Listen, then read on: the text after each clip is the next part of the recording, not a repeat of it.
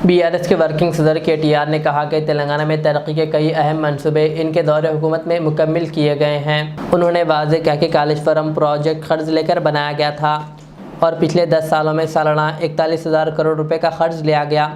KTR ने कांग्रेस हुकूमत पर तनकीद करते हुए कहा कि रेवंत रेड्डी क़यादत ने मौजूदा हुकूमत ने सिर्फ 1 साल में 1.5 लाख करोड़ रुपए का कर्ज लिया है, लेकिन कोई काम नहीं किया गया।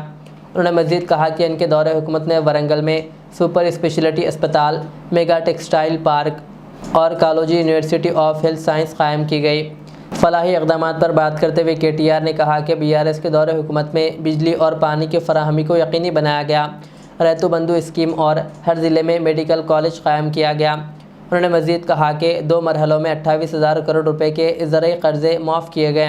तेलंगाना में सियासी बयानबाजी का सिलसिला जारी है, जहां कांग्रेस और बीआरएस एक दूसरे पर इल्ज़ामात लगा रहे हैं।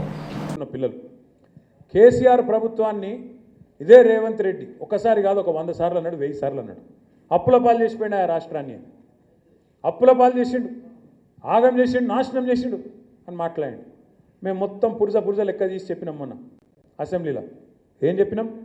మొత్తం 10 ఏళ్ల కాలంలో తెలంగాణ వచ్చినాక కేసీఆర్ ప్రభుత్వం చేసిన అప్పు సంవత్సరానికి 41,000 కోట్లు, సంవత్సరానికి 41,000 కోట్లు.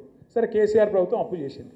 అప్పుతో ఏం చేసింది అంటే కేసీఆర్ ప్రభుత్వం అప్పటిదాకా ఘోరంగా ఉన్న కరెంటు వ్యవస్థను మంచిగా చేసింది. 24 గంటల కరెంట్ ఇచ్చేటట్టు అద్భుతంగా రైతులకు ఉచితంగా ఇచ్చేటట్టు అద్భుతమైన ఏర్పాట్లు చేసింది. సబ్ స్టేషన్ లేని కాడ సబ్ స్టేషన్ కట్టినాం, లైన్లు వేయాల్సిన కాడ లైన్లు వేసినాం, పోల్స్ వేయాల్సిన కాడ పోల్స్ వేసినాం, ట్రాన్స్ఫార్మర్ పెట్టాల్సిన కాడ ట్రాన్స్ఫార్మర్ పెట్టినాం, కరెంటు బాగా చేసినాం.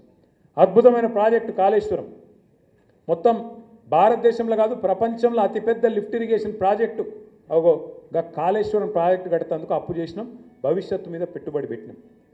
నల్ల నీళ్ళు లేని దుస్థితి, ఆడబిడ్డలు నెత్తి మీద కుండ పెట్టుకొని బిందె పెట్టుకొని కిలోమీటర్లు పోయే అవస్థ ఏదైతుండేనో దాన్ని మిషన్ భగీరథతోని బ్రహ్మాండంగా మొత్తం తుడిచిపెట్టి శాశ్వతంగా ఇంటింటికి నల్లా పెట్టి నీళ్ళిచ్చిన ప్రభుత్వం కేసీఆర్ ప్రభుత్వం. 73,000 కోట్ల రూపాయలు, ఒకసారి కాదు 2 సార్లు కాదు, 12 సార్లు 12 కాలాలు మీకు రైతు బంధు రూపంలో 73,000 కోట్ల రూపాయలు 70 లక్షల రైతుల ఖాతాల్లో టైంకు టంచన్గా వేసింది కేసీఆర్ ప్రభుత్వం. 28,000 కోట్ల రూపాయలతోని 2 సార్లు ₹1,00,000 దాకా రుణమాఫీ చేసింది కేసీఆర్ ప్రభుత్వం. జిల్లాకు ఒక మెడికల్ కాలేజ్ పెట్టింది కేసీఆర్ ప్రభుత్వం. వరంగల్లో ఇవాళ మొత్తం తెలంగాణలోనే అతి పెద్ద హాస్పిటల్ కట్టింది కేసీఆర్ ప్రభుత్వం. మీ గన్పూర్లో Kaloji university of health sciences పెట్టింది కేసీఆర్ ప్రభుత్వం. మీ పక్కనే ఉన్న పరకాల్లో భారతదేశంలోనే అతిపెద్ద టెక్స్టైల్ పార్కు పెట్టింది కేసీఆర్ ప్రభుత్వం. మరి ఏం చేసిండు కేసీఆర్?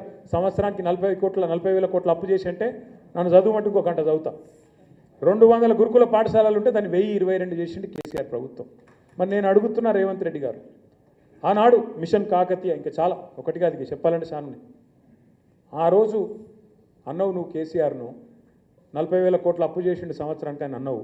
మరి ఇవాళ నీ ప్రభుత్వం వచ్చినాక 14 నెలల్లో రేవంత్ రెడ్డి ప్రభుత్వం చేసిన అప్పు ఎంతో ఎరికేనా మీకు?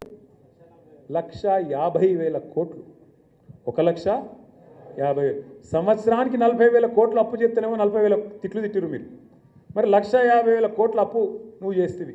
ఇప్పుడు కేసీఆర్ ఏం చేసిండు? అప్పు చేసి అంటే మంచిళ్ళు ఇచ్చిండు, సాగునీరు ఇచ్చిండు, కరెంటు తెచ్చిండు, మెడికల్ కాలేజీలు కట్టిండు, కొత్త దవాఖానాలు కట్టిండు. నేను అడుగుతున్నా రేవంత్ రెడ్డి గారు, 1,50,000 కోట్ల అప్పు చేసినావు, ఒక్క స్కీమ్